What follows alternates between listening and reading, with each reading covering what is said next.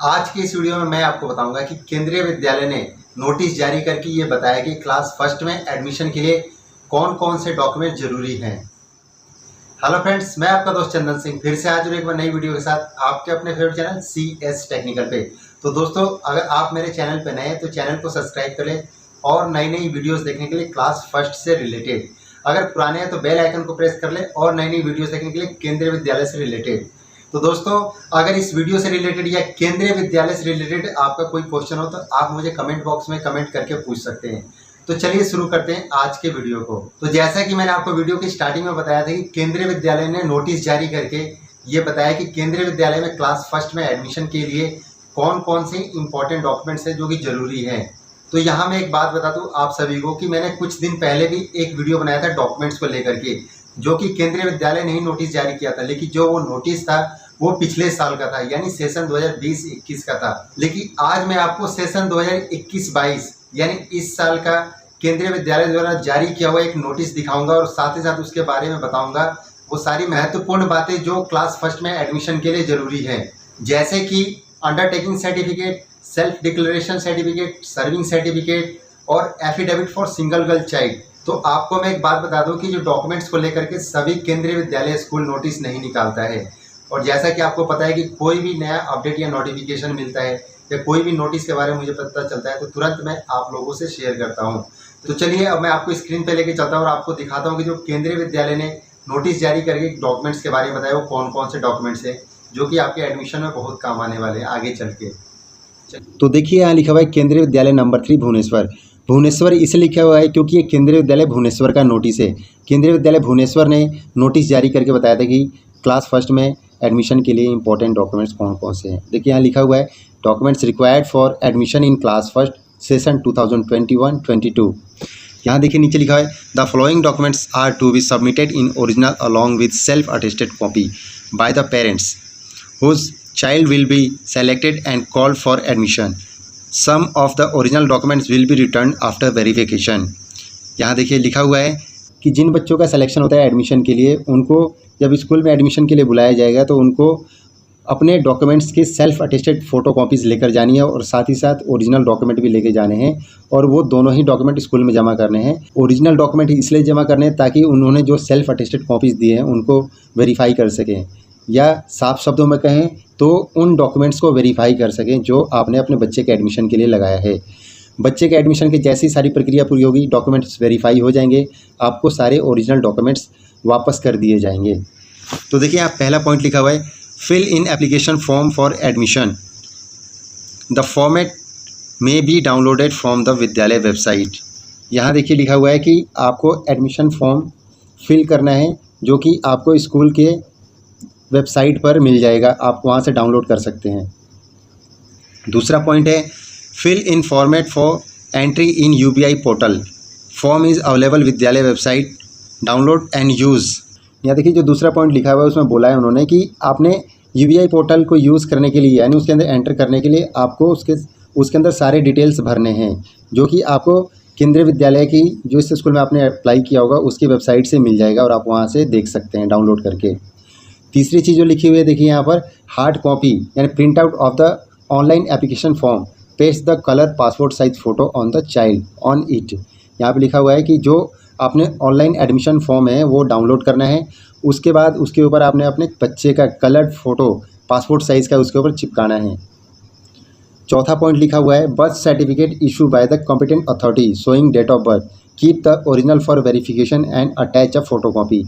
इसका मतलब ये है कि आपने अपने बच्चे का बर्थ सर्टिफिकेट स्कूल में जमा करना है जो कि किसी कॉम्पिटेंट अथॉरिटी द्वारा इशू किया गया हो और उसमें डेट ऑफ बर्थ भी लिखा गया हो। आपने ओरिजिनल स्कूल में जमा करना है और उसके साथ साथ उसकी फ़ोटोकॉपी भी जमा करनी है फॉर वेरिफिकेशन यानी वेरिफिकेशन के लिए। पाँचवा पॉइंट लिखा हुआ है proof for residence, electricity bill, telephone bill, gas connection और gas delivery receipt, Aadhaar card, bank passbook, quarter allotment order if residence in government allotment quarter etc.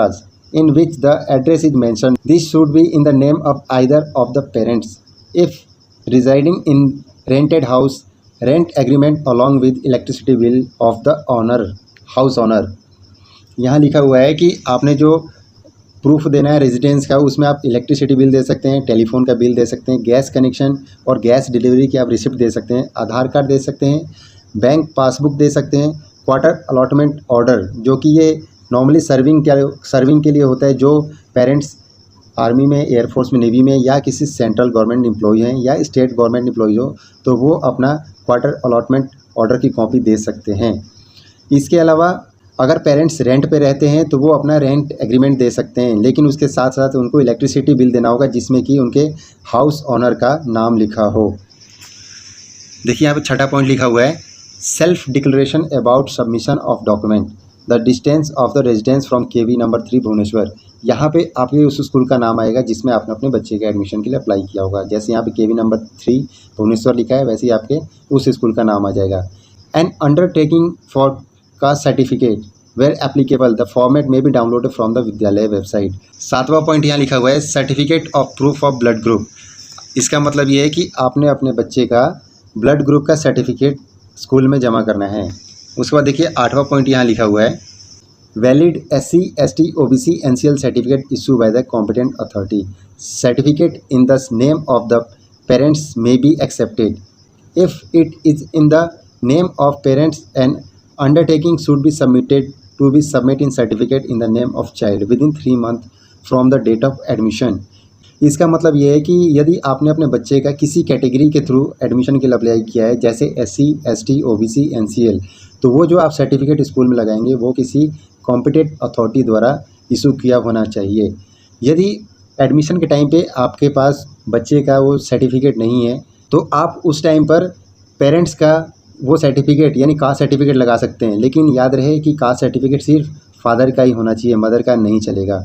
लेकिन आपको एडमिशन होने के बाद 3 महीने के अंदर आपको बच्चे का कास्ट सर्टिफिकेट जमा करना होगा। यहाँ देखिए जो 9th पॉइंट लिखा हुआ है, OBC non creamy layer certificate issue by the competent authority should not be older than 3 years। It should be issued on और आफ्टर 1 अप्रैल 2018। इसका मतलब ये है कि जो OBC यानी नॉन क्रीमी लेयर के थ्रू अपने बच्चे के एडमिशन के लिए अप्लाई किए हैं, वो जो सर्टिफिकेट आप जमा करेंगे वो किसी कॉम्पिटेंट अथॉरिटी द्वारा ही इशू किया हुआ होना चाहिए और ये 3 साल से ज़्यादा पुराना नहीं होना चाहिए। इसका मतलब ये कि 1 अप्रैल 2018 से पुराना नहीं होना चाहिए जो इशू किया हुआ हो, इस डेट के बाद का ही इशू किया हुआ होना चाहिए। उसके बाद देखिए जो 10वां लिखा हुआ है, those claiming economical weaker section should submit valid document that is valid income and asset certificate to be produced by economical weaker section issued by the competent authority। Income certificate will not be accepted in lieu of this। It should be issued during the current financial year, that is on after 1st April 2021। Certificate issued by the 1st April 2020 will be accepted initially। However, the fresh one issued after 1st April 2021 will be submitted by the parents within 1 month of admission। इसका मतलब यह है कि जिन parents ने अपने बच्चे के admission के लिए EWS कोटे का यूज़ किया है या कैटेगरी का यूज़ किया है तो उनको अपने इनकम का या एसेट्स का जो भी सर्टिफिकेट स्कूल में जमा करना है वो किसी कॉम्पिटेंट अथॉरिटी द्वारा इशू किया हुआ होना चाहिए। यहाँ देखिए 11वां पॉइंट लिखा हुआ है, those claiming below poverty line should submit the following documents, BPL card if available in the name of the parents of the child but lapsed as on date. These can be countersigned by the BDO of the locality of rural areas, executive officer of NSC of municipality area of validate the card along with low income certificate, EWS certificate, labor card or PHH ration card new plus old BPL card plus low income certificate, EWS certificate, labor card और अंत्योदय अन्न योजना card plus low income certificate, EWS certificate and an affidavit to the effect that as on date the parents and the family belongs to BPL category and low income group। देखिए यहाँ पे लिखा हुआ है कि जिन पेरेंट्स ने अपने बच्चे के एडमिशन के लिए BPL कैटेगरी का यूज़ किया है उनको स्कूल में BPL कार्ड जमा करना है जिस कार्ड पे बच्चे का पेरेंट्स का नाम होना ज़रूरी है। और साथ ही साथ बता दूँ आपको कि यहाँ पे 3-4 पॉइंट्स लिखे हुए हैं जिसमें उन्होंने लिखा हुआ है कि ओल्ड BPL कार्ड दे सकते हैं, लो इनकम सर्टिफिकेट दे सकते हैं, EWS सर्टिफिकेट आपको जमा करना होगा। देखिए EWS सर्टिफिकेट जो है ए पॉइंट में लिखा हुआ है, बी पॉइंट में और सी पॉइंट तीनों में ही लिखा हुआ है, यानी EWS सर्टिफिकेट कंपलसरी है आपको, जो डॉक्यूमेंट के तौर पे आपको स्कूल में जमा करना है। उसके बाद देखिए 12वां पॉइंट लिखा हुआ है, valid handicapped certificate issue by the competent authority those claiming differently abled. इसका मतलब यह है कि जिन पेरेंट्स ने अपने बच्चे के एडमिशन के लिए DA कैटेगरी के थ्रू अप्लाई किया है, उनको अपने बच्चे का वैलिड हैंडीकैप सर्टिफिकेट जो कि किसी कॉम्पिटेंट अथॉरिटी द्वारा इशू किया गया हो, वो स्कूल में जमा करना है। यहाँ देखिए 13th पॉइंट लिखा हुआ है कि a serving certificate by government employees showing the number of transfers during the preceding 7 years issued by the competent authority. Original, those claims serving categories 1, 2, 3, 4 format may be downloaded from the विद्यालय website. इसका मतलब यह है कि जिन parents ने category 1, 2, 3, 4 के through अपने बच्चे के एडमिशन के लिए अप्लाई किया है, अमूमन इसमें क्या होता है कि गवर्नमेंट एम्प्लॉयज़ ही होते हैं जो अपने बच्चे के एडमिशन के लिए अप्लाई कर सकते हैं। उनको सर्विंग सर्टिफिकेट स्कूल में जमा करना है, जिसमें कि वो लास्ट 7 ट्रांसफ़र के बारे में उस सर्विंग सर्टिफिकेट में लिखा होगा, और वो सर्विंग सर्टिफिकेट किसी कॉम्पिटेंट अथॉरिटी द्वारा इशू किया हुआ होना चाहिए। यहाँ देखिए लिखा हुआ है 14 number point, certificate from the employer showing the pay particular of the employee, the status of employment and nature of the establishment, original applicable only for government employees, those claimed serving categories 1, 2, 3, 4 should be in the prescribe format available in Vidyalaya website. यहाँ देखिए जो 15th point लिखा हुआ है for government employees ID card issue by the employees last month pay slip. इसका मतलब ये है कि जो गवर्नमेंट एम्प्लॉयज़ हैं उनको अपने लास्ट मंथ की पे स्लिप स्कूल में जमा करनी पड़ती है। यहाँ देखिए 16 पॉइंट लिखा हुआ है for ex serviceman bonafide certificate and transfer details counter signed by the Zila Rajya Sainik board or any competent authority, copy of discharge book, copy of PPO।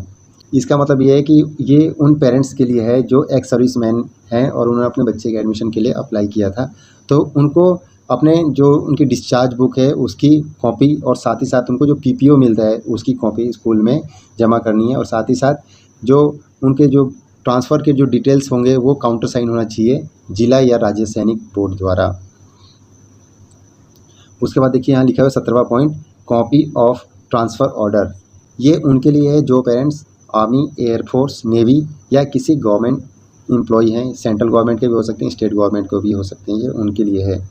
उसके बाद देखिए 18वां पॉइंट लिखा है for single girl child and affidavit original from the notary in prescribe format available in Vidyalaya website. ये उन parents के लिए जिन parents ने अपने लड़की के एडमिशन के लिए सिंगल गर्ल चाइल्ड कोटे के थ्रू अपने बच्चे के एडमिशन के लिए अप्लाई किया था, उनको एक एफिडेविट स्कूल में जमा करना है जो कि एक नोटरी पर बना होगा। इसका फॉर्मेट आपको केंद्रीय विद्यालय की वेबसाइट पर मिल जाएगा। उसके बाद देखिए जो 19th पॉइंट है वो लिखा हुआ है आधार कार्ड, वो चाइल्ड का भी चाहिए, फादर का भी चाहिए और मदर का भी चाहिए, आपको वो तीनों ही स्कूल में जमा करना होगा। उसके बाद देखिए जो 20वां पॉइंट लिखा हुआ है any other document as required by admission committee as per demand of the situation. इसका मतलब ये है कि इसके अलावा कोई और डॉक्यूमेंट के रिक्वायर्ड होगी तो वो एडमिशन कमेटी द्वारा आपसे डिमांड करके या सिचुएशन के अकॉर्डिंग आपसे मांग लिया जाएगा। यहाँ देखिए नोट लिखा हुआ है, इसमें लिखा हुआ है first point, the documents from serial number 1 to 6 are compulsory for all and serial number 7 to 18 are for the cases where applicable. इसका मतलब यह है कि एक सीरियल नंबर 1 से 6 तक जितने भी डॉक्यूमेंट्स आपको बताए गए हैं ये कंपलसरी है एडमिशन के लिए। उसके बाद जो सीरियल नंबर 7 से 18 तक है वो जो है केसेस के अकॉर्डिंग एप्लीकेबल है, मतलब जिस क्लास के लिए जो ज़रूरी होगा या जिस कंडीशन में जो ज़रूरी होगा वो उस हिसाब से आपसे मांगा जाएगा। उसके बाद देखिए जो B पॉइंट लिखा हुआ है different format are available in Kendriya Vidyalaya website under the head admission formats in PDF may be downloaded for use. इसका मतलब यह है कि जो स्कूल की वेबसाइट से उस पर डिफरेंट टाइप्स के फॉर्मेट्स अवेलेबल हैं एडमिशन को लेकर के, तो आप उसको PDF में डाउनलोड करके उसका इस्तेमाल कर सकते हैं। दोस्तों ये कुछ इंपॉर्टेंट डॉक्यूमेंट्स थे जिनके बारे में मैंने आपको बताया, तो मैं उम्मीद करता हूँ कि आपको एक एक डॉक्यूमेंट्स के बारे में समझ आ गया होगा। फिर भी अगर कोई सवाल रह गया हो तो या कोई पॉइंट्स आपको लग रहा हो कि इसके बारे में आपको समझ में नहीं आया तो आप मुझे कमेंट बॉक्स में कमेंट कर सकते हैं, मैं आपको सबके बारे में जानकारी दे दूँगा। तो दोस्तों ये वीडियो बनाने का मेरा मोटिव ये था कि जैसा कि मैंने आपको बताया था कि इससे पहले भी मैंने डॉक्यूमेंट्स को लेकर के एक वीडियो बनाया था, उस वीडियो को आप लोगों से शेयर करने के बाद भी अभी भी बहुत सारे ऐसे पेरेंट्स हैं जो कि क्लास फर्स्ट में एडमिशन के लिए इंपॉर्टेंट डॉक्यूमेंट्स के बारे में मुझे कमेंट बॉक्स में कमेंट करके पूछ रहे हैं। और ये वीडियो बनाने का मेरा दूसरा रीज़न ये है क्योंकि पिछले कुछ टाइम में बहुत सारे पेरेंट्स मेरे चैनल के साथ जुड़े हैं, तो हो सकता है कि शायद उन्होंने मेरा पिछला वीडियो जो डॉक्यूमेंट्स को लेकर के मैंने बनाया था वो ना देखा हो। तो मैं उम्मीद करता हूँ कि ये जो मैं आज वीडियो बना रहा हूँ वो उनके लिए बहुत ही हेल्पफुल होने वाला है। और बहुत बार ऐसा भी होता है कि कुछ डॉक्यूमेंट्स का आपको स्कूल में जब एडमिशन की प्रक्रिया को पूरा करने जाते हैं तब पता चलता है, इसलिए भी आप लोगों के साथ ये वीडियो शेयर किया था। और एक आखिरी और ख़ास बात बता दूं कि ये नोटिस इसलिए शेयर किया क्योंकि ये इस साल का ही नोटिस है, यानी सेशन 2021-22 का है। तो मैंने सोचा क्यों ना इसके ऊपर वीडियो बना के आप लोगों से शेयर करूं और जो भी इम्पोर्टेंट डॉक्यूमेंट्स हैं उनके बारे में आपको बताऊं। तो दोस्तों, अगर आप मेरे चैनल पर नए हैं तो चैनल को सब्सक्राइब कर लें, बेल आइकन को प्रेस कर लें और नई नई वीडियोस देखेंगे क्लास फर्स्ट से रिलेटेड। और हाँ दोस्तों, एक बार फिर से बोलता हूँ, अगर इस वीडियो से रिलेटेड या किसी डॉक्यूमेंट से रिलेटेड या केंद्रीय विद्यालय से रिलेटेड अगर आपका कोई क्वेश्चन हो तो आप मुझे कमेंट बॉक्स में कमेंट करके पूछ सकते हैं। मैं उसका रिप्लाई करके आपको उसका आंसर दे दूंगा। तो दोस्तों, अगर ये वीडियो अच्छी लगी तो इसको लाइक करें, शेयर करें, ज़्यादा से ज़्यादा लोगों के पास पहुँचाएँ ताकि उन सबको भी इन डॉक्यूमेंट्स के बारे में पता चल सके। तब तक के लिए थैंक यू, बाय बाय, जय हिंद।